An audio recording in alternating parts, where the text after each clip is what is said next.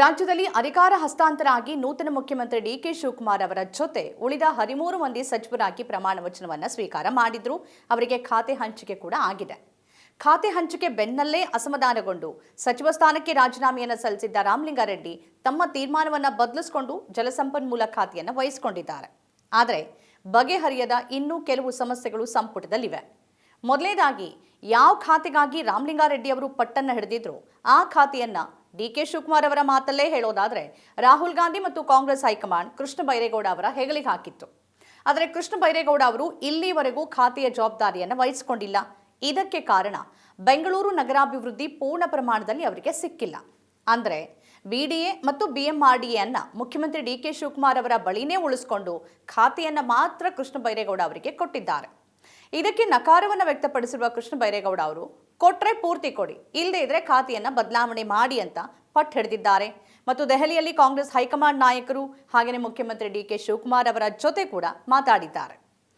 ಕೃಷ್ಣ ಬೈರೇಗೌಡರು ಕಂದಾಯ ಇಲಾಖೆಯಲ್ಲಿ ಇರುವ ಅವಧಿಯಲ್ಲಿ ಸಾಧ್ಯವಾದಷ್ಟು ಬದಲಾವಣೆಗೆ ಪ್ರಯತ್ನ ಪಟ್ಟಿದ್ದಾರೆ. ಈಗ ಬೆಂಗಳೂರು ನಗರಾಭಿವೃದ್ಧಿ ಬಹಳ ದೊಡ್ಡ ಸವಾಲಿನ ಖಾತೆ. ಬೆಂಗಳೂರು ಹೇಗೆ ಹೆಚ್ಚು ವಿಸ್ತಾರವಾಗಿದೆಯೋ ಅದರೊಳಗಿನ ಸಮಸ್ಯೆಗಳು ಕೂಡ ಅಷ್ಟೇ ವಿಸ್ತಾರವಾಗಿದೆ. ಬೆಂಗಳೂರಿನ ಸಮಗ್ರ ಅಭಿವೃದ್ಧಿಗೆ ಬಿಡಿಎ, ಬಿಎಂಆರ್ಸಿಎಲ್, ಬೆಸ್ಕಾಂ, ಬಿಡಬ್ಲ್ಯೂಎಸ್ಎಸ್ಪಿ ಇವೆಲ್ಲವೂ ಒಂದೇ ಸೂರಿನಡಿಯಲ್ಲಿ ಕೆಲಸ ಮಾಡೋದು ಅತ್ಯಗತ್ಯ. ಇವೆಲ್ಲವೂ ಒಂದೇ ಅಂಬ್ರೆಲಾ ಅಡಿಯಲ್ಲಿ ಸಿಕ್ಕರೆ ಇಲ್ಲಿನ ವಿಸ್ತಾರವಾದ ಸಮಸ್ಯೆಗಳಿಗೆ ಪರಿಹಾರವನ್ನು ಕಂಡುಕೊಳ್ಳೋದಕ್ಕೆ ಸ್ವಲ್ಪ ಮಟ್ಟಿಗಾದರೂ ಸಾಧ್ಯವಾಗಲಿದೆ. ಮತ್ತು ಎಲ್ಲವನ್ನ ಸರಿದಾರಿಗೆ ತರೋದಕ್ಕೆ ಇವೆಲ್ಲದರ ಮೇಲಿನ ಅಧಿಕಾರ ಬಹಳ ಮುಖ್ಯ. ಅದಿಲ್ಲದೆ ಒಂದನ್ನ ಕೊಟ್ಟಂತೆ ಮಾಡಿ ಮತ್ತೊಂದನ್ನ ಹಾಗೆ ಇಟ್ಕೊಂಡ್ರೆ ಖಂಡಿತ ಕೃಷ್ಣ ಬೈರೇಗೌಡ ತರೋಕ್ ಹೊರಡುವ ಯಾವ ಬದಲಾವಣೆ ಮತ್ತು ಯೋಜನೆಗಳು ಸಾಕಾರಗೊಳ್ಳೋದಿಲ್ಲ. ಇದೇ ಕಾರಣಕ್ಕೆ ಕೃಷ್ಣ ಬೈರೇಗೌಡ ಕೊಟ್ರೆ ಎಲ್ಲವನ್ನ ಕೊಡಿ, ಇಲ್ಲದೆ ಇದ್ರೆ ಖಾತೆನೇ ಬೇಡ ಅಂತ ಪಟ್ಟು ಹಿಡಿದಿದ್ದಾರಂತೆ. ಡಿಕೆ ಶಿವಕುಮಾರ್ ಅವರು ಡಿಸಿಎಂ ಆಗಿದ್ದ ಸಂದರ್ಭದಲ್ಲಿ ಬೆಂಗಳೂರು ನಗರಾಭಿವೃದ್ಧಿ ಸಚಿವರು ಕೂಡ ಆಗಿದ್ರು. ಈಗಿನ ಗ್ರೇಟರ್ ಬೆಂಗಳೂರು ಕೂಡ ಅವರದ್ದೇ ಕಲ್ಪನೆ.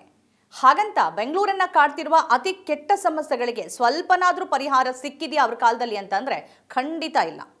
ಕಸದ ಸಮಸ್ಯೆ ಹಾಗೆ ಇದೆ, ರಸ್ತೆ ಗುಂಡಿಗಳ ಸಮಸ್ಯೆ ಇನ್ನೂ ಹೆಚ್ಚಾಗಿದೆ, ಟ್ರಾಫಿಕ್ ಸಮಸ್ಯೆ ಕೂಡ ಮತ್ತಷ್ಟು ಹೆಚ್ಚಾಗಿದೆ. ಉಳಿದಂತೆ ಹಲವು ಸಮಸ್ಯೆಗಳು ಸಿಲಿಕಾನ್ ಸಿಟಿಯನ್ನ ಹೈರಾಣಾಗಿಸಿವೆ. ಆದರೆ ಬ್ರ್ಯಾಂಡ್ ಬೆಂಗಳೂರು, ಗ್ರೇಟರ್ ಬೆಂಗಳೂರು ಈ ರೀತಿ ಪದಗಳಲ್ಲಿನ ಆಟ ಮತ್ತು ಹಣದ ಹರಿವು ಮಾತ್ರ ಹೆಚ್ಚಾಗೇ ಇದೆ.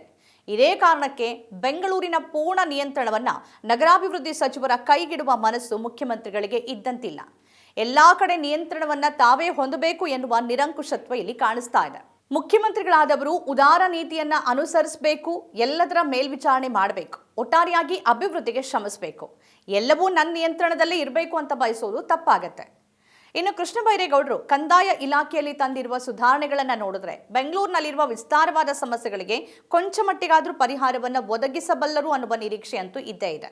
ಜೊತೆಗೆ ಆ ರೀತಿಯ ಬದಲಾವಣೆಗೆ ಸಾಧ್ಯ ಆಗಿದ್ದೇ ಆದರೆ ಮತ್ತದಕ್ಕೆ ಕೃಷ್ಣ ಬೈರೇಗೌಡರು ಕಾರಣ ಆದರೆ ರಾಜ್ಯದ ಕಾಂಗ್ರೆಸ್ನ ಮುಂದಿನ ನಾಯಕತ್ವ ಅವರಿಗೆ ಸಿಕ್ಕರೂ ಕೂಡ ಅಚ್ಚರಿ ಇಲ್ಲ.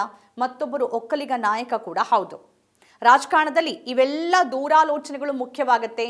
ಇಲ್ಲಿ ಕಾಣ್ತಿರುವ ದೂರಾಲೋಚನೆ ಅಥವಾ ಅದನ್ನು ನಾವು ದುರಾಲೋಚನೆ ಅಂತ ಕೂಡ ಕರಿಬಹುದು, ಅದೇ ಇಲ್ಲಿ ಕಾಣಿಸ್ತಾ ಇದೆ. ಇನ್ನು ಸಚಿವ ಮುನಿಯಪ್ಪನವರು ಸಿಕ್ಕಿರುವ ಖಾತೆ ಬಗ್ಗೆ ಹಿಂದೆ ಅಸಮಾಧಾನ ವ್ಯಕ್ತಪಡಿಸಿ ರಾಹುಲ್ ಗಾಂಧಿ ಸರಿ ಮಾಡ್ತಾರೆ ಅಂತ ಹೇಳಿದ್ರು.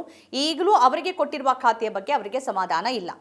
ಜೊತೆಗೆ ಸತೀಶ್ ಜಾರಕಿಹೊಳಿ ಕ್ರೀಡಾ ಇಲಾಖೆಗೆ ಮನಸ್ಸು ಮಾಡಿದ್ರಂತೆ, ಅವರಿಗೆ ಹಿಂದಿನ ಲೋಕೋಪಯೋಗಿ ಖಾತೆನೇ ಸಿಕ್ಕಿದೆ, ಅದವರಿಗೆ ಬೇಸರ ತರಿಸಿದೆ. ಹೀಗೆ ಅನೇಕ ಸಚಿವರುಗಳು ತಮಗೆ ಸಿಕ್ಕಿರುವ ಖಾತೆಯ ಬಗ್ಗೆ ಅಸಮಾಧಾನವನ್ನು ವ್ಯಕ್ತಪಡಿಸ್ತಿದ್ರೆ ಮತ್ತೊಂದು ಕಡೆ ಸಚಿವ ಸ್ಥಾನ ಸಿಗದ ಅನೇಕರು ಸಂಪುಟ ವಿಸ್ತರಣೆಯಲ್ಲಾದರೂ ತಾವು ಜಾಗವನ್ನು ಗಿಟ್ಟಿಸಿಕೊಳ್ಳಲೇಬೇಕು ಅನ್ನೋ ಪ್ರಯತ್ನದಲ್ಲಿದ್ದಾರೆ. ಸಿದ್ದರಾಮಯ್ಯನವರ ಸಂಪುಟದಲ್ಲಿದ್ದು ಈಗ ಸಂಪುಟದಿಂದ ಹೊರಗಿರುವ ಮಾಜಿ ಸಚಿವರು ಎರಡನೇ ಪಟ್ಟಿಯಲ್ಲಿ ತಮ್ಮ ಹೆಸರಿರಬಹುದು ಅನ್ನುವ ನಿರೀಕ್ಷೆಯಲ್ಲಿದ್ದಾರೆ.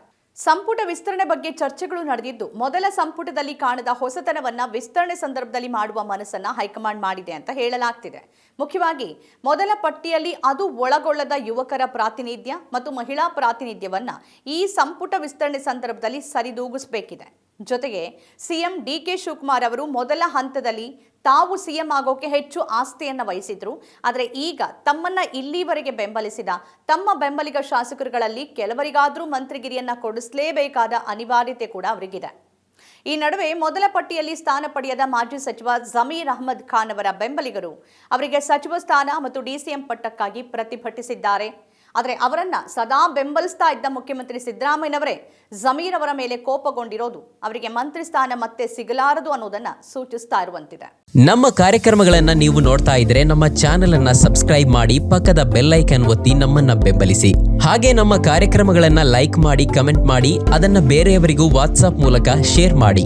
ನೀವು ಹೀಗೆ ಮಾಡಿದಾಗ ನಮ್ಮ ಚಾನೆಲ್ ಇನ್ನಷ್ಟು ಮತ್ತಷ್ಟು ಜನರಿಗೆ ತಲುಪಲು ನೀವು ನಮ್ಮೊಂದಿಗೆ ಸಹಕರಿಸಿದ ಹಾಗಾಗುತ್ತೆ. ಇದು ನೀವು ಯಾವುದೇ ಖರ್ಚಿಲ್ಲದೆ ಕೆಲವೇ ಸೆಕೆಂಡುಗಳಲ್ಲಿ ನೀಡಬಹುದಾದ ಸಹಕಾರ. ಧನ್ಯವಾದಗಳು.